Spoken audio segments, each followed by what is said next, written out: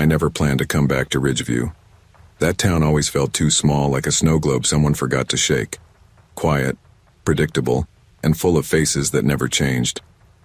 But when my job offer in Portland got delayed and my mom begged me to help with the fall festival, I figured one weekend wouldn't kill me. The last Saturday of October 2021 started off perfectly normal. The air was cold but crisp, the kind that smells faintly of wood smoke and wet leaves. I arrived at the high school football field around 5:30, right when the sun started dipping behind the hills. Every year the town went all out for the festival: hay rides, caramel apples, a haunted barn, and fireworks after dark. My mom always said it was Ridgeview's way of pretending nothing bad ever happened there. They stationed me at the entrance gate. "You'll do fine," said Tom Keller, the night security supervisor. He'd worked there for decades. Big guy, soft-spoken, always had a thermos of coffee in hand. "Just scan tickets and keep an eye out for any kids sneaking in." "Right," I said, zipping my jacket. So, the usual small-town chaos. By 6, the crowd poured in. Families in fleece jackets, kids in plastic costumes. Teenagers pretending to be too cool but still taking selfies under the string lights. Everything looked peaceful, safe, normal. Then, around 6:15, I noticed the van. It was parked just beyond the floodlights, half in shadow, the engine idling softly. A white delivery van. No logos, no plates visible from where I stood. I assumed it belonged to one of the food vendors, but something about it didn't sit right. The headlights were off, yet I could see a faint figure in the driver's seat. Every time I glanced that way, I swore the silhouette turned its head slightly, like it knew I was watching. At first, I brushed it off. You grow up in a town like Ridgeview, your imagination has to work overtime to make things interesting. But as the hours passed and that van never moved, the feeling stuck, cold and wrong. At 8:30, my coworker Jake nudged me. "Hey, you notice that van out there?" "Yeah," I said, lowering my voice. "Been there all night. Should have been checked already." We flagged Tom, who radioed one of his team members. "Unit 3, check the delivery van near East Fence." Static answered back. "Unit 3, come in." Still nothing. Tom sighed. Probably bad reception near the trees. But the way his jaw tightened told me he wasn't so sure. When the fireworks started at 10, the whole field tilted its gaze skyward. Kids screamed with delight as bursts of red and gold lit up the clouds. I should have felt relieved. Instead, I felt watched. That's when I saw it, the van's side door sliding open. A man stepped out. He wore a navy blue janitor's uniform with a stitched name tag that read, Martin. The Ridgeview school didn't have anyone by that name. He carried a cardboard box filled with small white paper bags, handing them out to passing children. "Free treats from the school," he called cheerfully. Parents smiled, distracted by the fireworks. The kids reached eagerly. But something about those bags looked wrong. The school logo printed on them was off-center, the font thinner, hand-drawn. A cold weight dropped in my stomach. "Tom," I whispered. "That guy, he's not with the school." By the time we turned around, he was gone. The van door slammed shut, and the vehicle tore away from the lot, tires spraying gravel into the air. Tom and I ran to where he'd been standing. A few of the gift bags were scattered across the pavement, one ripped open. Inside were small folded papers, missing person flyers, dozens of them, all from different states. The police showed up within 15 minutes, lights flashing red and blue across the dark field. Most of the crowd had already gone home, unaware that anything had happened. They questioned everyone, collected the bags, and told us to stay put. I sat on a bale of hay, hands shaking, watching the officers comb through the lot. One of them, a young deputy with kind eyes, crouched beside me. "You said he introduced himself as Martin?"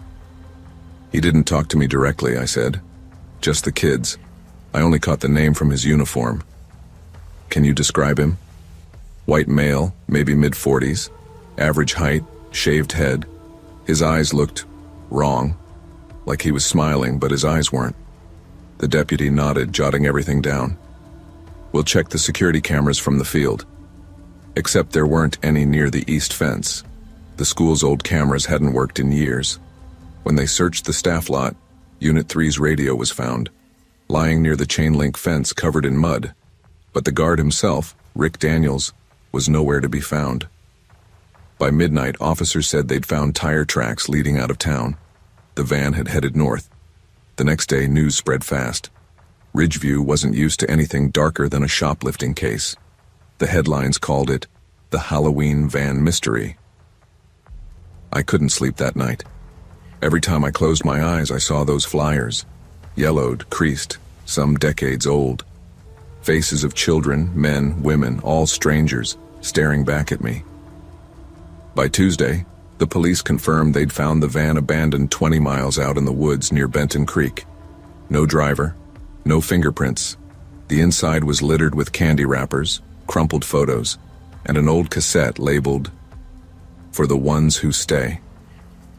I never learned what was on that tape, but something else happened, something I didn't tell anyone. That night around midnight I got a text, no number, no name, just, "Did you enjoy the show, Sophie?" The messages kept coming for weeks, always at night, always from different numbers. "Still working the gate?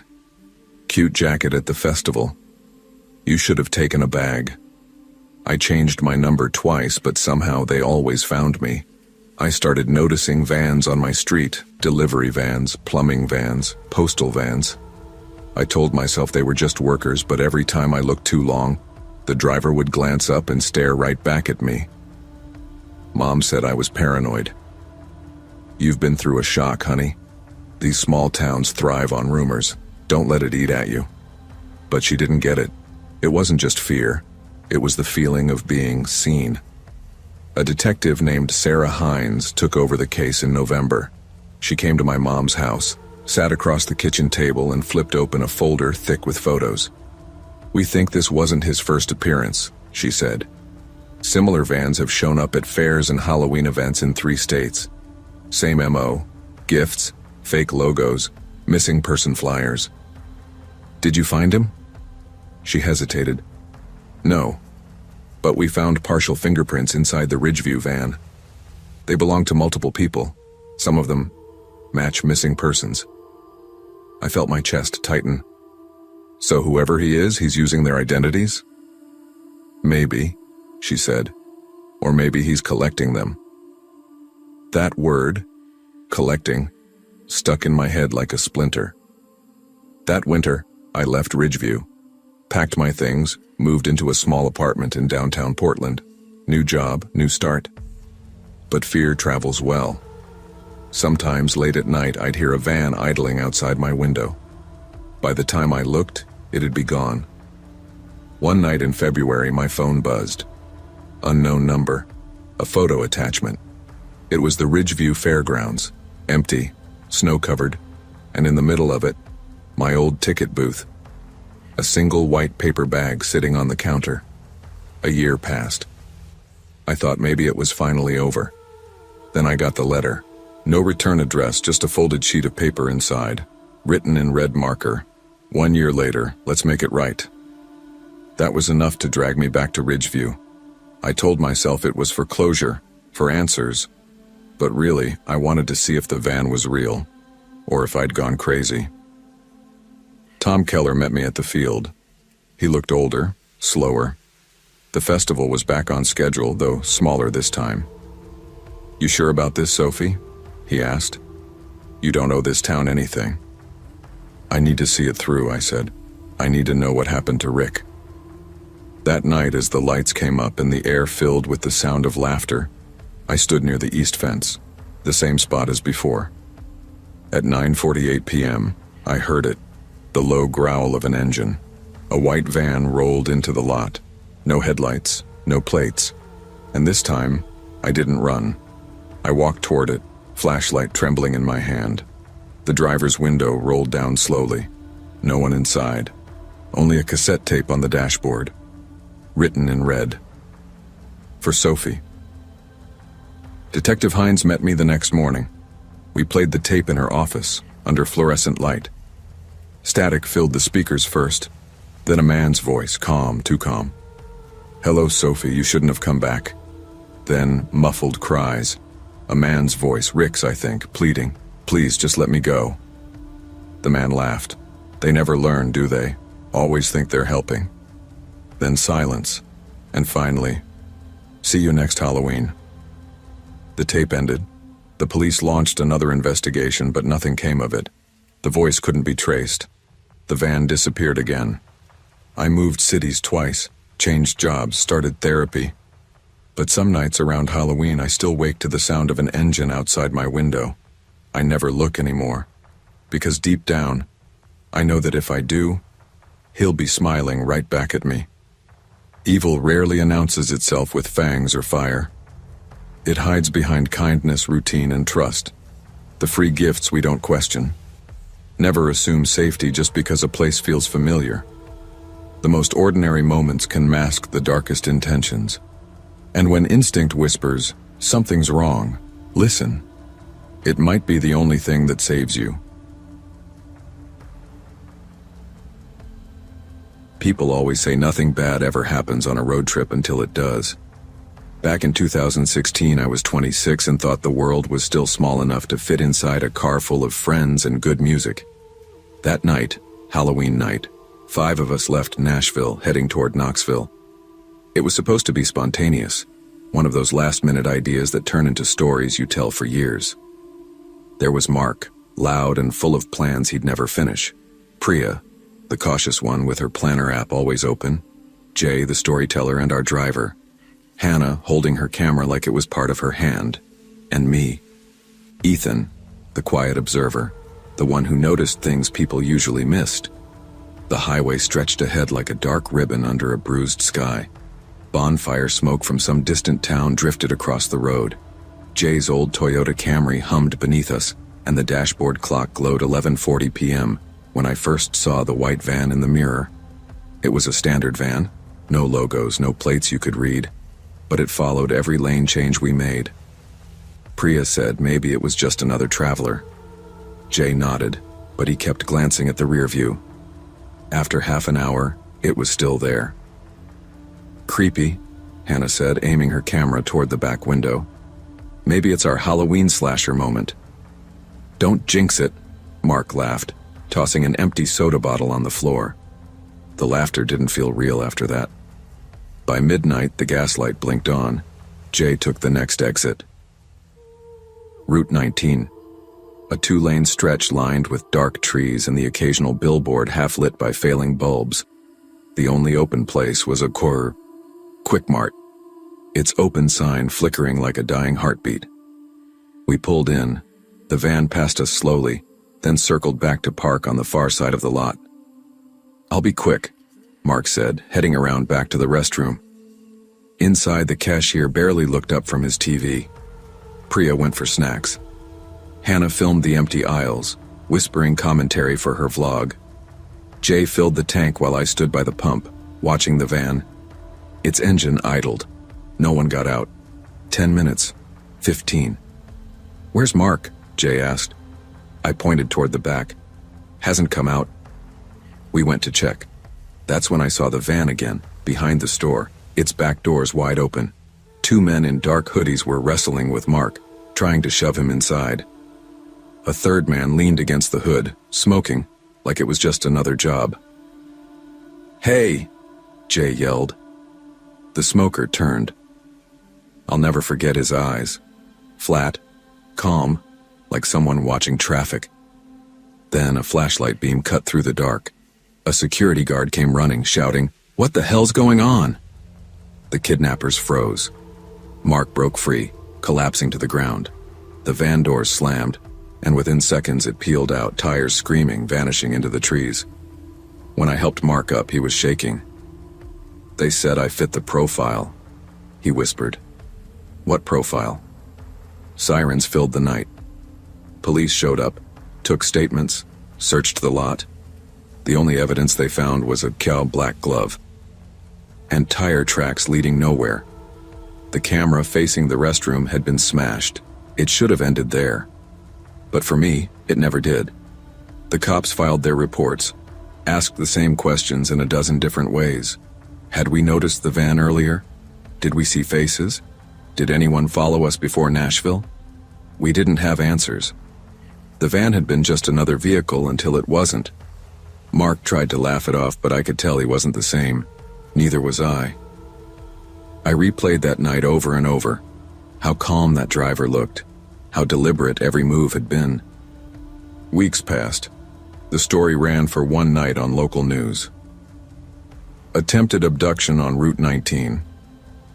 Then it vanished, buried under election coverage and football highlights. Jay sold his Camry. He said he couldn't stand driving it anymore. Priya started therapy. Hannah deleted her vlog footage after finding something strange. A reflection in one frame. A man standing by the road, cigarette glowing, face blurred. Mark moved to Atlanta. Said he needed new air. He never talked about it again. But I couldn't stop thinking about those words. You fit the profile. I searched online, news archives, forums, missing persons boards. I found stories from Alabama, Kentucky, Georgia, similar vans, similar descriptions, always around Halloween week. Victims usually vanished. Some were found months later. Some never were. I tried sending what I found to the detective in charge. He never replied. That's when I started seeing white vans everywhere. On my way to work, at stoplights, in parking lots. Most were harmless, just electricians or delivery guys.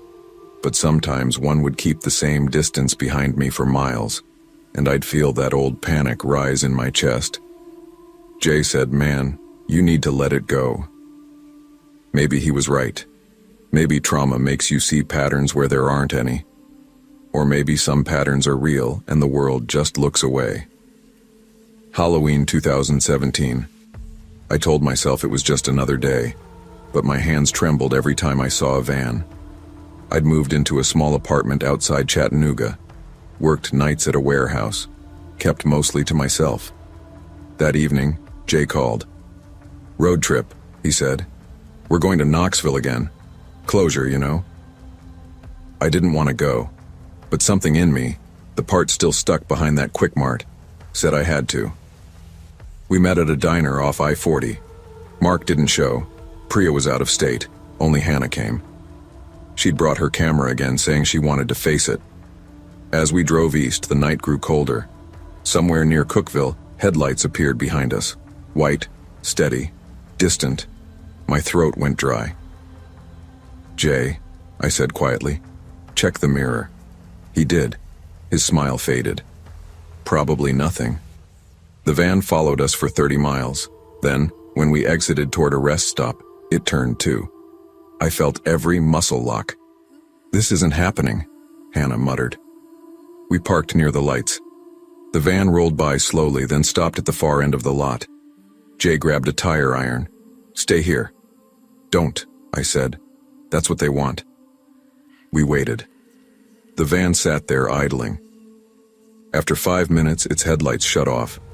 A figure stepped out, smoking, just like before. That's when Hannah's camera died. Jay's voice shook. "We call the cops." "No service," Hannah said, checking her phone. The man walked toward us, slow and deliberate. Another figure appeared behind him.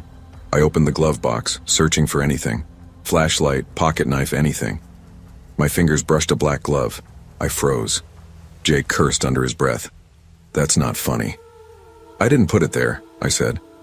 The smoker stopped about 20 feet away. "You folks lost?"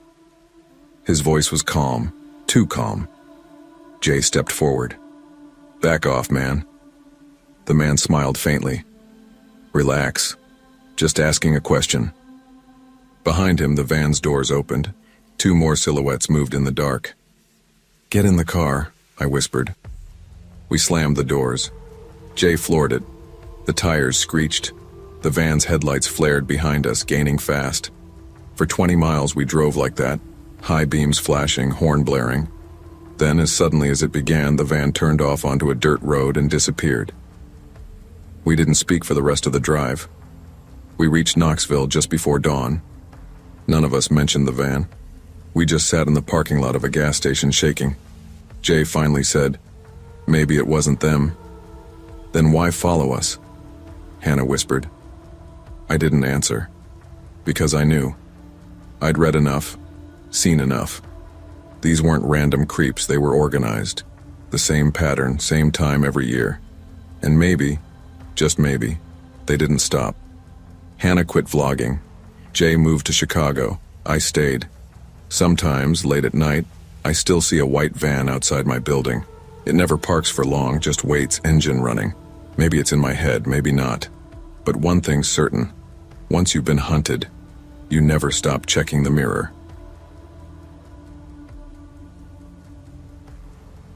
It had been raining in Manchester for 3 straight days, the kind of steady drizzle that makes everything feel soft and blurred around the edges. I'd gone to a rooftop party thrown by a coworker from the design firm where I'd just started. I was 26, new in the city, and trying to convince myself I wasn't lonely. The music was loud, the drinks were cheap, and everyone seemed to know someone else better than I knew anyone. By midnight, the crowd had thinned. I lingered, nursing a flat cider, pretending to check my phone while scrolling through nothing. I didn't want to admit it, but I was waiting for someone to notice me, or maybe for the courage to call it a night. When I finally decided to leave, the rain had picked up again. My heels slipped against the slick concrete stairs as I descended to the street. The city below was quiet, the kind of eerie stillness that comes when a party town finally exhales after midnight. I pulled my coat tighter and checked my phone. 8% battery. The bus schedule app showed I'd missed the last one. I tried the rideshare app next. No cars available in your area. I stood under a streetlight, debating between walking home or finding a cab. That's when I heard the rumble of an engine. A black taxi. Rolled slowly toward the curb, headlights cutting through the mist. The driver leaned across the seat and rolled down the window. You need a lift, love? He had a low, gravelly voice, the kind you hear from a man who's smoked for decades. His cap shadowed most of his face. Yeah, I said, stepping closer. City center, please. He nodded once. Hop in. The interior smelled faintly of tobacco and something metallic like old coins or blood, but I was too tired to care. I told myself it was just an old cab. As we pulled away, I watched the reflection of the streetlights stretch across the wet pavement. I didn't know it then, but I wouldn't sleep again for 2 nights. And when I finally did, the driver's face would haunt every dream I had. The first thing I noticed was that the meter wasn't running. Excuse me, I said, leaning forward. You forgot to start the meter. The man didn't respond. He just kept his eyes on the road. I said, shorter way. He interrupted, his voice like a saw cutting through bone. I frowned. Okay, but I'd like the meter on, please. He didn't even blink. Rain blurred the windows. The familiar glow of pubs and apartment blocks faded, until all I could see were dark warehouses and narrow lanes. The kind of streets you never noticed existed during the day. Where are we going? Shortcut. My stomach tightened. The rhythm of the windshield wipers felt too loud, like a metronome counting down to something. I pulled out my phone. 3% battery. No signal. I lifted my gaze toward the rearview mirror. That's when I realized it wasn't showing him. It reflected me, my pale face, the dark blur of the cab's back seat, but not the driver. His silhouette was there, yet the mirror was blank. Mister? No reply. I reached for the door handle. Jammed. I tried the other one. Locked. Then came the click. The unmistakable sound of automatic locks sealing shut. Please stop the car, I shouted. The taxi slowed. The tires hissed against the wet ground until we came to a full stop in the middle of an industrial alley. He turned his head for the first time. His face was pale, waxy, like a mannequin that had started to melt. Eyes gray and dull, lips cracked. We're here, he whispered. Here where? He smiled. A small, unnatural curve that didn't reach his eyes. Something in me snapped. I threw my shoulder against the door again. It didn't budge. My pulse pounded in my ears. I hit the window switch, and it rolled down agonizingly slow. Cold rain hit my face as I climbed halfway out. That's when I felt his breath near my ear. "You shouldn't have called me, Nina." He said my name. I screamed and tumbled out onto the wet road, scraping my knees on the gravel. I didn't look back. I just ran. I don't remember how long I ran. Minutes, maybe hours. My only goal was light. Any light at all. Finally, I saw it. The dull yellow glow of a petrol station sign. I burst through the glass doors, gasping for air. The clerk, a guy in his 20s with sleepy eyes, dropped his phone when he saw me. "Jesus, you okay, miss?" I turned, pointing back toward the street. A taxi. There was a man. But the street was empty. The rain still fell in thin sheets, but there were no headlights, no engine sound. Nothing. The clerk walked around the counter and peered out. "I don't see anyone." "I swear there was a car," I said. "A black taxi." He tried to. "Slow down," he said gently. "You're shaking." He gave me a towel and his phone to call the police. My fingers trembled so badly I nearly dropped it. When the officers arrived 20 minutes later, I told them everything. They searched the area. No taxi, no tire marks, no sign of another person. When they checked the CCTV footage from the petrol station, I felt sick. It showed me running into the station. Alone. There was no car behind me. No headlights. Just an empty, wet road. One officer asked if I'd been drinking. Another suggested maybe I'd fallen asleep in an alley and dreamt it. They drove me home around 4 a.m., left me with a brochure for victim support, and said they'd look into it. But they never found a single thing. 2 weeks passed. I tried to bury it. I went back to work, pretended to be fine. But every night I woke up at 1:37 a.m., the time I'd gotten into that cab, hearing the faint echo of his voice. Shortcut. I bought a new phone, deleted the ride apps. I walked everywhere, no matter how far. Then, one morning, my new phone buzzed with a text from an unknown number. "Did you get home safe, Nina?" My stomach dropped. I dropped the phone too. The timestamp, 1:37 a.m. I called the police again. They traced the number. It was unregistered, a temporary prepaid SIM, no record of origin. I started seeing a therapist. She said trauma can trick the brain into reliving fear. But I knew what I'd seen. I knew what I'd heard. One night, while trying to sleep, I heard tires outside my apartment. I looked through the blinds. A black taxi sat idling under the streetlight. Then it blinked its headlights twice. When I went back to look again, it was gone. It's been 6 years since that night. I live in Boston now, thousands of miles away. I don't tell people the story anymore. Not because I'm over it, but because no one ever believes it. But every Halloween around 1:30 a.m. I wake up. The rain always starts right then, even when the forecast says clear skies. Last year I was staying late at my office, finishing a project. When I came down to the lobby, the security guard was gone. Outside, the street was wet and empty. A single black cab waited at the curb. I froze. Its meter light glowed red. The window rolled down on its own. "You need a lift, love?" The voice was the same, gravel dragged across steel. I ran back inside, locked myself in the stairwell until sunrise. When I went out that morning, the street was dry. No tracks, no cab, no sign it had ever been there. People say you can't run from what haunts you. Maybe that's true. Maybe I never left that alley in Manchester. Maybe part of me is still there, running under the rain, trying to find the light. I still don't take taxis. I still check every rearview mirror I see. And sometimes when I close my eyes, I hear that voice behind me, whispering softly, "Shortcut." Halloween night 2014 started quiet. Too quiet for our neighborhood in Maple Hollow, Illinois. Normally, our street looked like a Halloween commercial. Glowing pumpkins, fake fog spilling over lawns, kids running in packs with candy bags swinging like pendulums. But that year, the air felt heavier, like the sky was holding its breath.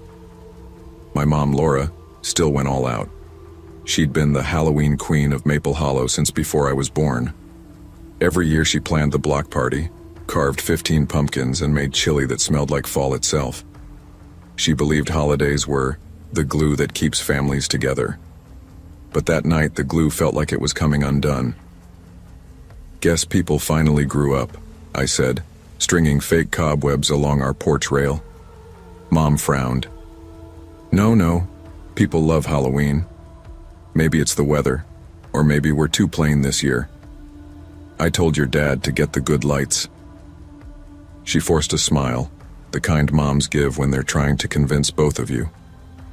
The wind picked up, scattering leaves across the yard. Dad was inside setting up the sound system, and I was supposed to grab the orange lights from the basement crawl space. I hated that place. It wasn't a regular basement, just a narrow tunnel under the house, part dirt, part concrete, with beams that creaked like old bones. It always smelled of rust and damp earth. When I opened the little door in the hallway floor, warm air drifted up. Too warm. The furnace wasn't even running.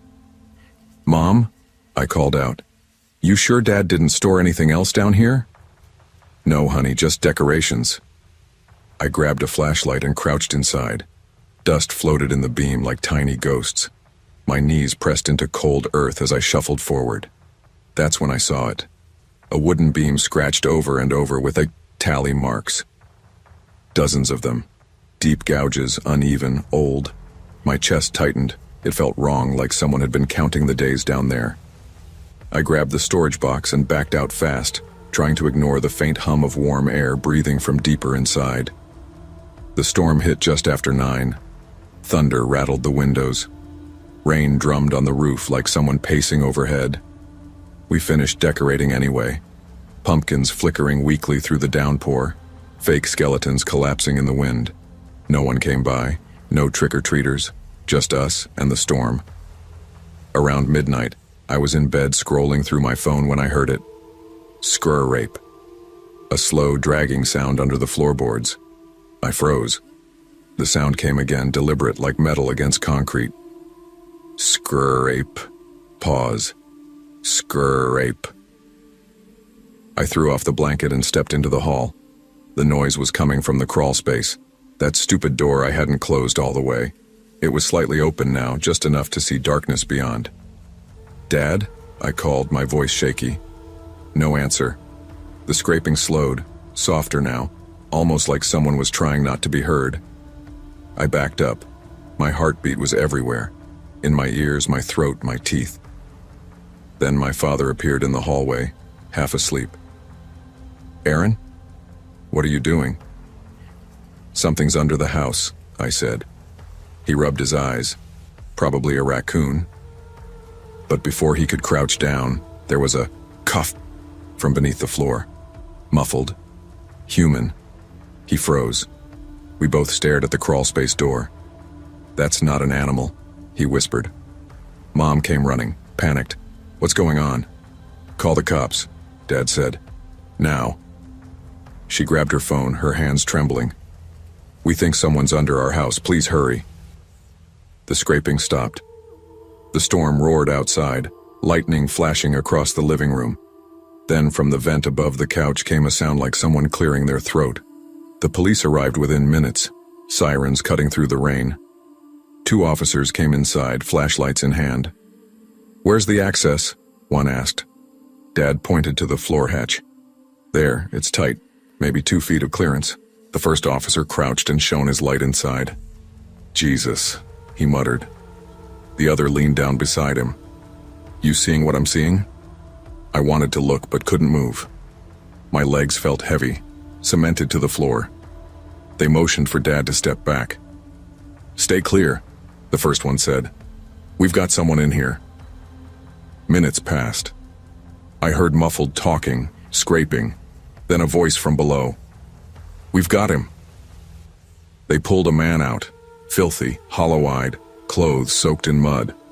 His hands were trembling, his nails blackened with dirt. He couldn't have been more than 40, but he looked decades older. He clutched an empty water bottle and a small blanket. like a child. They sat him on the porch while paramedics checked him. "Has he been living down there?" Mom whispered. One officer nodded. "At least a week, maybe more. There's food wrappers, a lighter, and looks like he built a little nest near the furnace duct. He'd get warm air through the vents." I felt cold all over. The man's lips moved, but no sound came out. He was staring at me, eyes wide and distant, like he recognized me. That night, I didn't sleep. None of us did. The next morning, the house felt different. Every sound made me flinch. The hum of the fridge, the creak of floorboards, the whoosh of air from the vents. Police came back with crime scene tape, camera flashes filling the crawl space. "Why would he pick this house?" I asked one of them. He shrugged. Maybe it was random, maybe not. He had a pattern. They showed us photos from under the house. Piles of trash, a small radio, and carved into the support beams, more tally marks. At least 30, each group of 5 carved deep, deliberate. But one stood out. Beside the last set of tallies was a single name scratched into the wood. Aaron. My throat closed. He knew my name? The officer hesitated. "Looks that way." Dad tightened his grip on my shoulder. "We're moving. Tonight." We never spent another night there.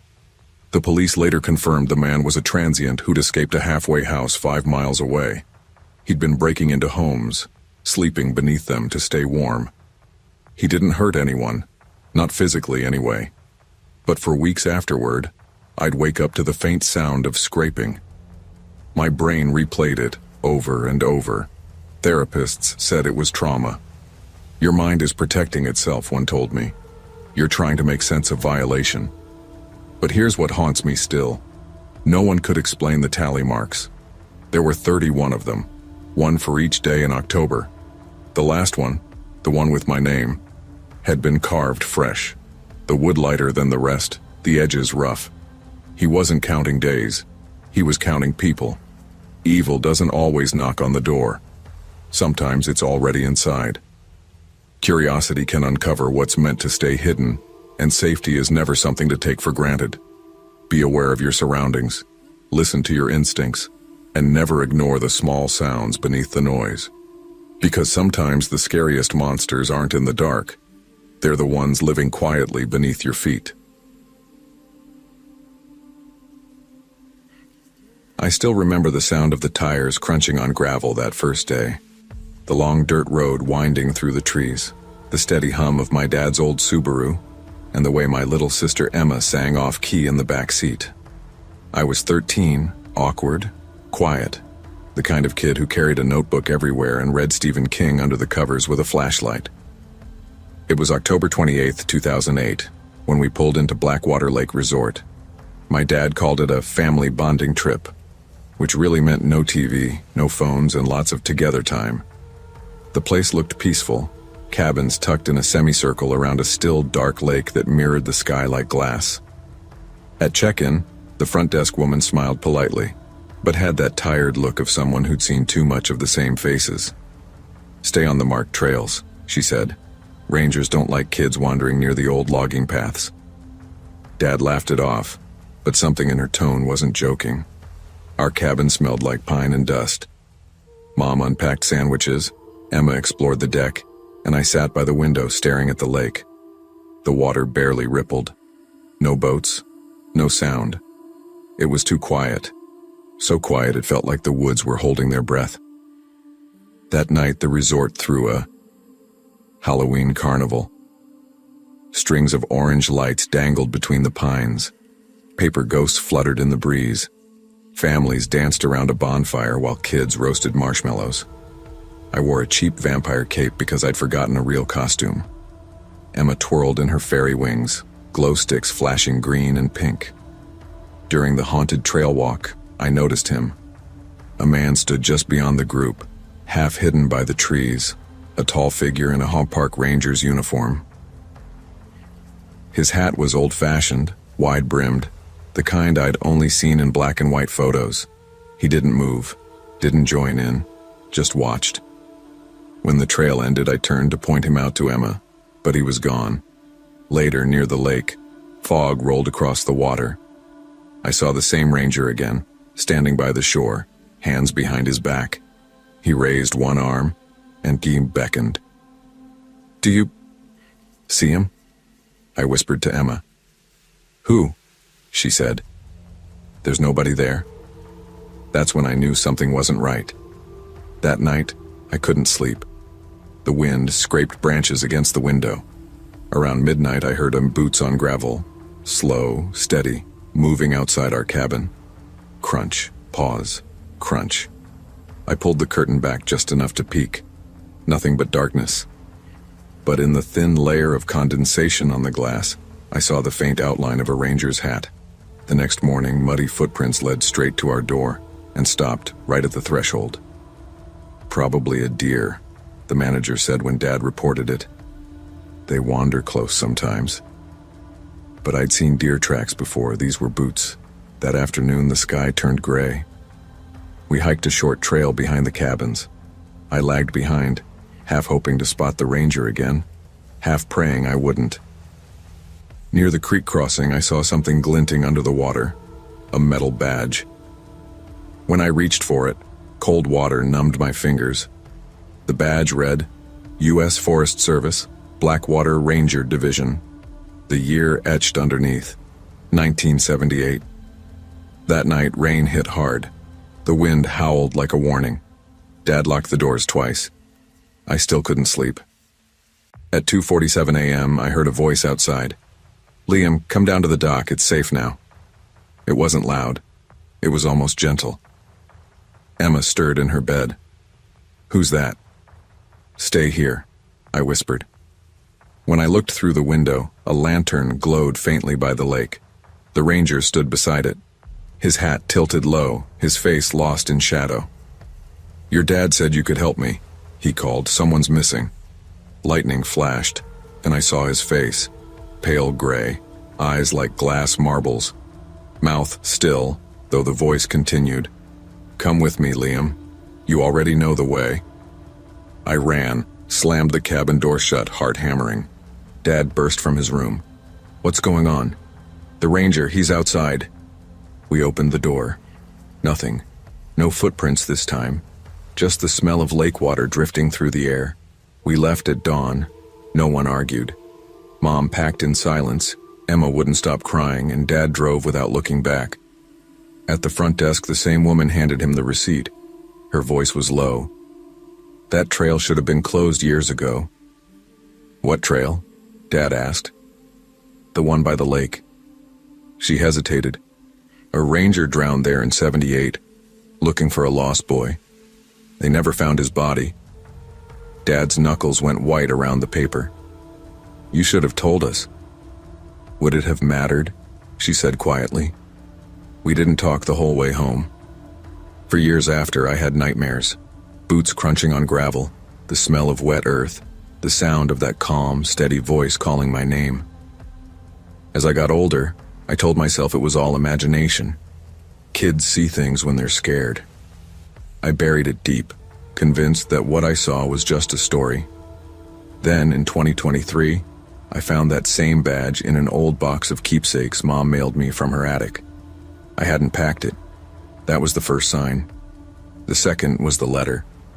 No return address, just 4 words written in faded ink. Blackwater remembers you. I drove up to Blackwater Lake on October 30th, 2023, 15 years to the day. The resort was long shut down, cabins boarded, signs rotting, trees reclaiming the gravel road. The main lodge still stood, hollow and half collapsed. The lake hadn't changed. Still dark, still glassy, still too quiet. I parked by the same trailhead we'd used that night.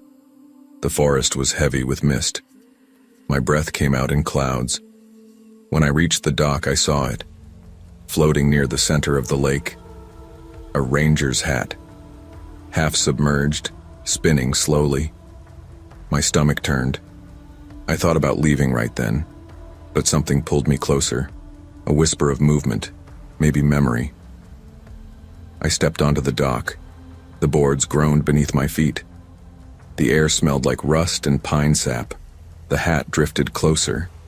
Beneath it, something pale shimmered under the surface. A hand, motionless, palm facing up. I stumbled back, slipped on the wet boards, and hit the ground hard. When I looked again, the hand was gone. The water stilled. That's when I heard him. His voice, same tone, same calm. "Good to see you again, Liam. The woods remember." I ran until I couldn't breathe. When they found my car days later, it was parked where the forest road met the highway. Driver's door open, keys in the ignition. My phone lay on the seat still recording a voice memo. Just wind and faint splashes of water. No one's sure how long I wandered after that. The hikers who found me said I was standing knee-deep in the lake, staring out at nothing. I didn't remember getting there. They told me the resort was finally being demolished, the area condemned after multiple drownings over the years. But sometimes in dreams, or maybe memories, I still hear him. Boots on gravel, a lantern swaying in fog, a voice whispering my name like a promise.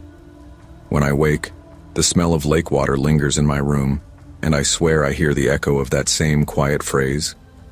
The woods remember. Not every mystery needs an answer. Curiosity can pull you toward things that were never meant to be found. Sometimes the past isn't waiting for closure, it's waiting for company. And when the world tells you to stay on the marked path, it's not always superstition, sometimes it's survival.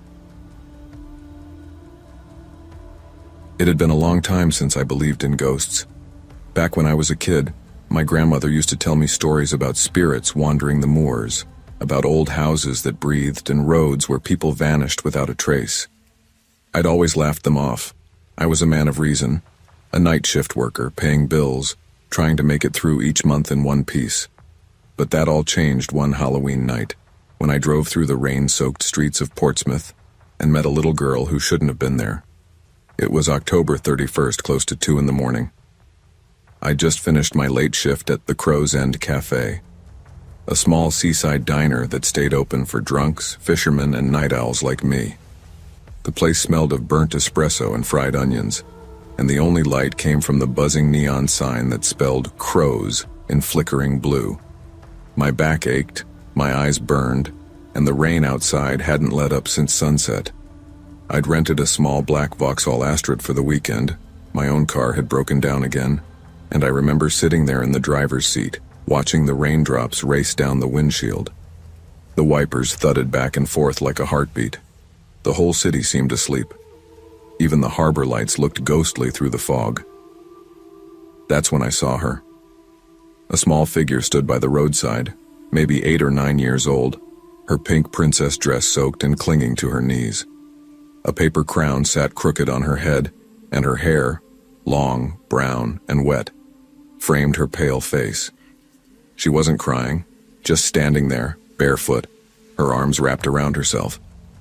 I rolled my window down, rain misting my face. "Hey, sweetheart, are you okay? You lost?" She didn't answer. She just looked at me, then slowly raised one small hand and pointed down the street. A narrow residential lane lined with old brick houses. I hesitated. Every instinct said this wasn't right. No parent lets a kid wander alone at 1 in the morning. But the sight of her shivering in that rain made my chest tighten. I couldn't just drive off. "Okay," I said softly, opening my door. "I'll walk you home, yeah? Where's your house?" The girl didn't speak, only nodded slightly. Her hand was ice cold when she slipped it into mine. I told myself she was just scared, maybe in shock. Kids freeze up like that sometimes. The rain soaked through my jacket as we walked, her shoes squelching in puddles, the sound echoing through the foggy street. She kept pointing straight ahead. After a few blocks, we reached an old 2-story house with ivy crawling up its walls. Number 47 carved into the gatepost. A faint light glowed in the hallway window, the only sign of life on that street. "This your home?" I asked. She didn't nod this time, just stared at the front door. I stepped forward and knocked twice. For a moment, nothing. Then the door creaked open, and an elderly woman appeared. frail, pale, her gray hair tied back with a black ribbon. She blinked at me, confused, holding the edge of the door like she might fall if she let go. "I'm sorry to wake you," I said quickly. "I found this little girl outside. She pointed me here." The woman's face went still. Her eyes widened slightly. Then, in a trembling voice, she said, "You shouldn't have brought her here." I turned to look at the girl, but she was gone. For a long second, I just stood there, rain dripping from my hair, my mind refusing to process what had happened. She was right here," I stammered, spinning around. "She was holding my hand." The woman's eyes filled with tears. "Please," she whispered, "come inside, before someone sees." I hesitated but followed her in. The house smelled of damp wood and lavender, and a small candle flickered on the hallway table. She led me into a sitting room cluttered with framed photos, all of them showing the same little girl. Same pink dress, same paper crown. The woman sat down heavily on a floral armchair. Her name was Emily Hanwell, she said, voice breaking. "She was my granddaughter." "Was?" I asked softly. She nodded, eyes distant. 31 years ago tonight, a truck driver didn't see her crossing the road. She was wearing that princess costume, going to show her friends. They never even found the crown." Her lips trembled. "Every Halloween since, she comes back, waiting for someone kind enough to walk her home." A chill ran through me so deep I could barely speak. "You're saying that girl, that was a ghost," she finished quietly. "Though I think ghost isn't the right word. She's lost. Not angry, just lost." I looked down. My jacket sleeve was smeared with faint brown marks, muddy handprints, small ones. I didn't know what to say. The rain outside beat harder against the window, and somewhere in the distance, a clock chimed 2. When I finally left, the woman pressed something into my hand, an old photograph of Emily smiling, missing a front tooth, her paper crown slightly tilted. "If she finds you again," she said, "just tell her she's home now." I nodded numbly and stepped back into the rain. The street was empty, but the air felt charged, alive, like something unseen was still watching. I drove home in silence, the photo sitting on the passenger seat, and tried to convince myself I'd hallucinated the whole thing. But when I woke up the next morning, there were tiny, muddy footprints on the floor by my front door. The following week, I couldn't sleep. Every time I closed my eyes, I saw her, that soaked little princess, her crown glinting under the streetlight. I'd turn over trying to forget, but something in me kept replaying that night. The smell of rain, the coldness of her hand. By Thursday, I gave in and drove back to number 47. The ivy looked thicker, the windows darker. But in the hallway window, a single candle mar flickered. The same one, I realized, that had been burning that night. I knocked. No answer. The old woman, Mrs. Hanwell, I later learned, had died 2 days after I'd seen her. Heart failure, the neighbor said. The house was empty now. Still, every evening around midnight, I'd drive past. The candle burned on the windowsill. Sometimes it flickered when I slowed down, like a signal. I told myself it was just a trick of the wind, maybe some leftover wax still melting down. But one night, as I sat parked across the street, I saw something in the reflection. A faint figure by the gate. Small, still, wearing pink. "Emily," I whispered without thinking. She turned, and though her face was pale and strange, she smiled. I started leaving flowers at the gate, white lilies, sometimes roses. I didn't tell anyone why. It felt wrong to let her story fade, to let her keep walking those empty streets alone. But each time I came, I'd find the flowers rearranged, not scattered, not ruined, just moved, like a child had touched them. That Halloween came again sooner than I expected. Rain, same as before. I worked late at the cafe, trying to ignore the date, but by 12:30 a.m., I couldn't resist. I drove out to number 47. The candle burned brighter than ever. I parked across the street. For a while, nothing moved. Then, through the mist, I saw her, Emily, standing by the roadside exactly where I'd first seen her a year ago. She looked the same. Pink dress, paper crown, wet hair clinging to her face. I stepped out of the car slowly. "Emily," I said, "you don't have to wait anymore." She tilted her head, as if listening. The rain drummed harder. "You're home now," I whispered. "Your grandmother's waiting." For a moment, the streetlight flickered and she smiled faintly. Then she took a small step backward and faded, not vanishing abruptly but dissolving into the rain, like mist meeting the air. When I turned back toward the house, the candle had gone out. It's been 5 years since that night. I don't work at the Crow's End anymore. I moved to a different town, got a steadier job, tried to start fresh. But every Halloween, when rain begins to fall and the world feels quiet and strange, I see her in my memory. The little girl by the road, still waiting, still smiling. Sometimes I think I hear her voice when I drive late at night. Once I even glanced at my rearview mirror and thought I saw a pink sleeve. I didn't turn around. I just whispered, "You're home, Emily," and the feeling faded. I still keep that photograph on my dashboard. Her crown tilted, her grin wide and gap-toothed. I don't know if spirits truly exist or if grief just leaves echoes behind.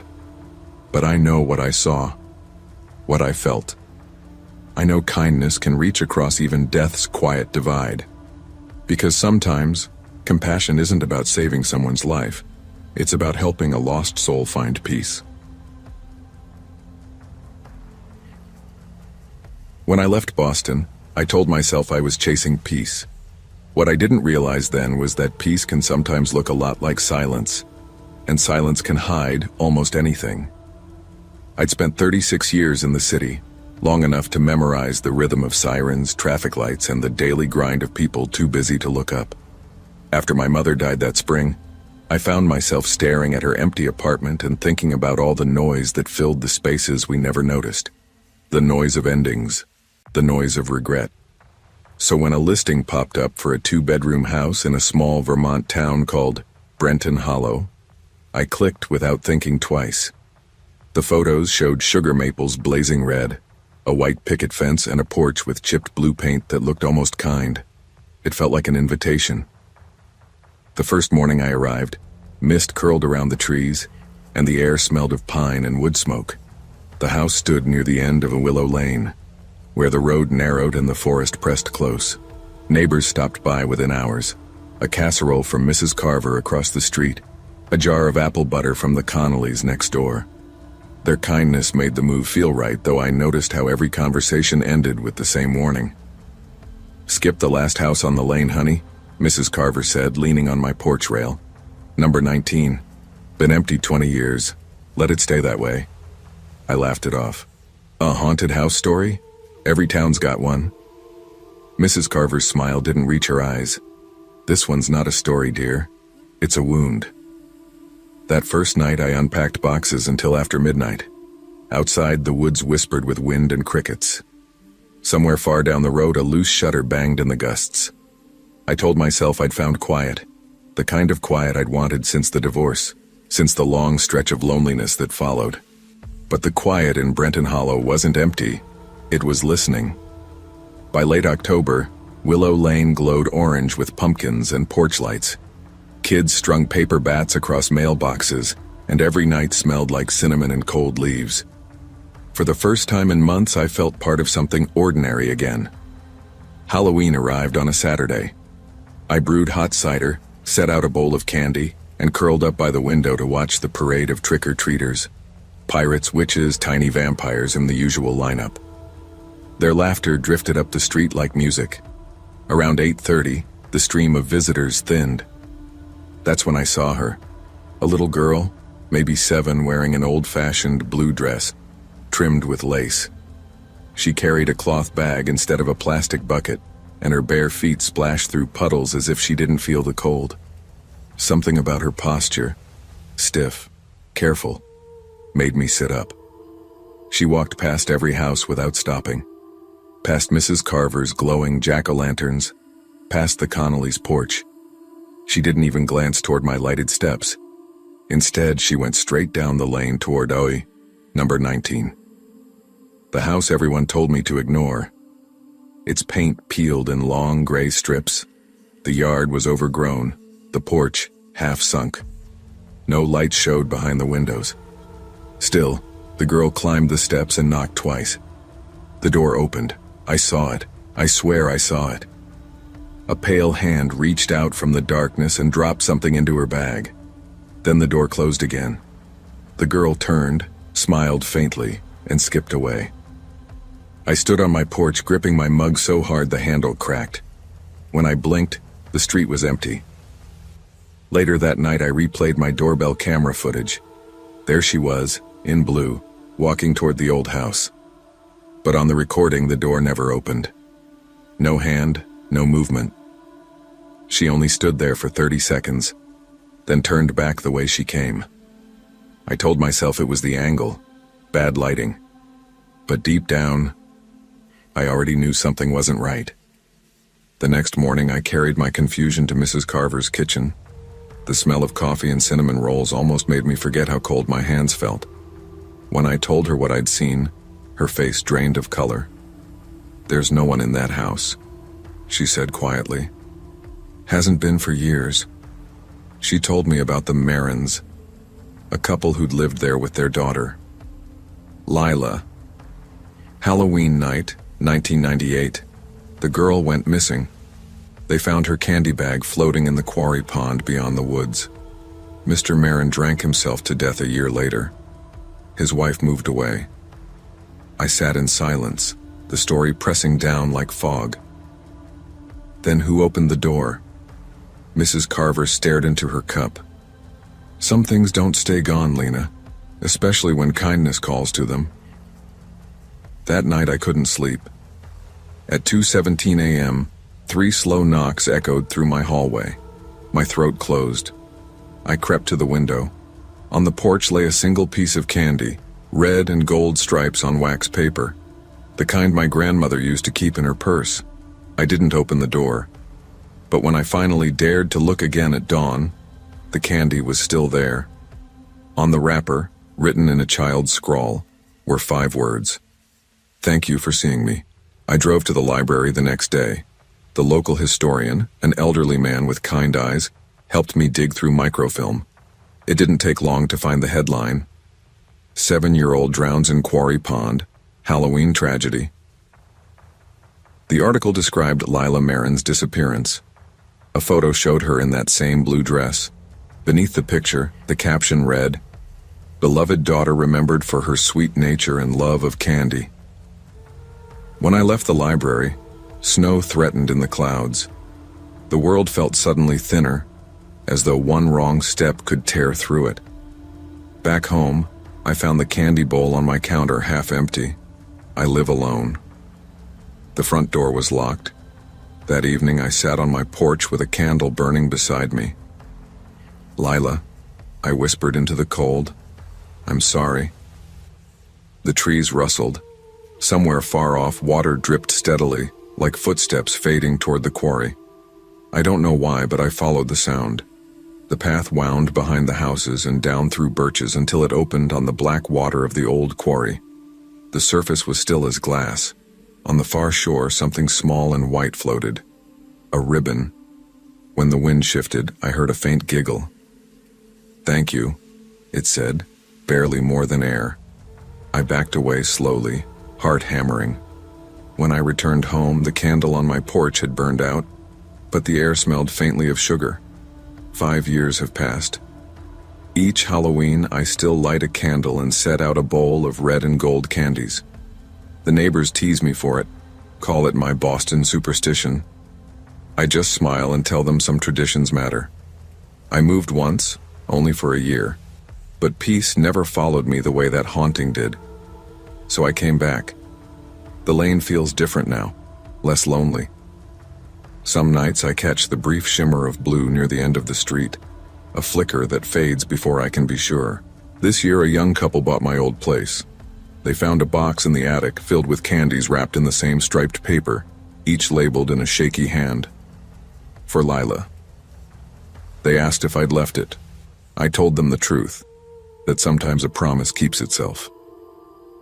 On Halloween night, as the fog rolled in and the sugar maples bowed in the wind, I saw her one last time. She stood by the gate of number 19, barefoot, smiling. A warm light spilled from the doorway. Inside, a woman's shadow moved, gentle, waiting. The door opened wider, and the girl stepped through. For the first time, the house at the end of Willow Lane looked alive. I used to think moving to the country would fix everything. That's what people said anyway. Get away from the noise, start over, breathe. After the layoffs and the endless arguments, Daniel and I needed that. Or maybe I just needed to believe we did. When Uncle Eli passed, the letter came from some lawyer in Ash Hollow, 3 pages of legal talk that ended with a single line. The farmhouse and surrounding land to be inherited by my niece, Sophie Gray. I'd only been there once as a kid. I remembered the porch swing and the cornfields that went on forever, but mostly I remembered Eli's quiet. He barely spoke above a whisper.